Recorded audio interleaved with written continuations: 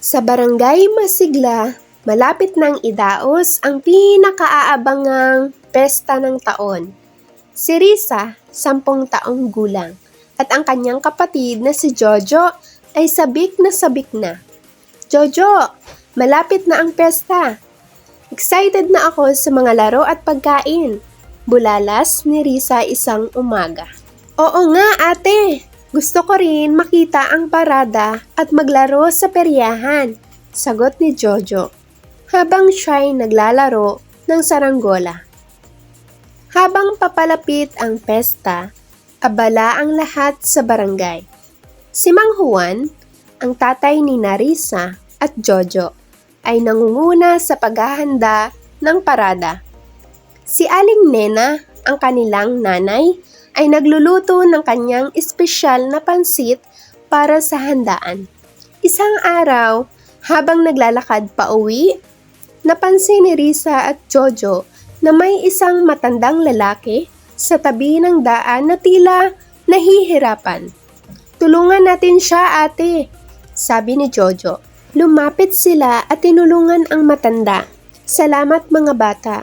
Nais ko sanang makadalo sa inyong pesta. Ngunit wala akong kasama, sabi ng matanda. Nako, huwag po kayong mag-alala.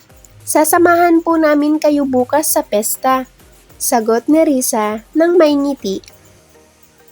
Kinabukasan, bitbit ang kanilang bagong kaibigan, sumali sina Risa at Jojo sa masayang pagdiriwang.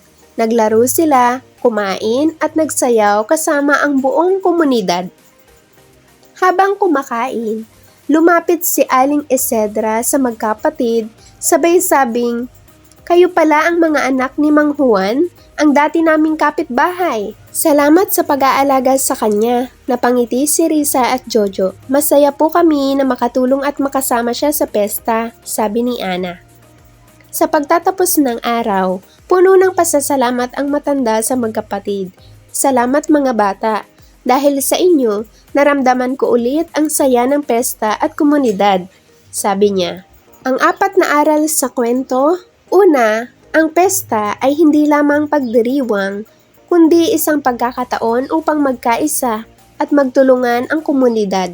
Pangalawa, ang pagtulong sa kapwa, lalo na sa mga nangangailangan, ay nagdudulot ng kasiyahan at pagkakaisa. Pangatlo, ang pagpapahalaga sa tradisyon at kultura ng ating barangay ay mahalaga upang mapanatili ang diwa ng komunidad.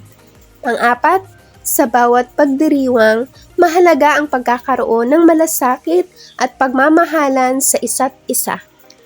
Dito na po nagtatapos ang ating kwento mga kabinibini, Pesta sa Barangay. Maraming salamat po sa pakikinig. Please like and subscribe. Mag-iingat po kayo.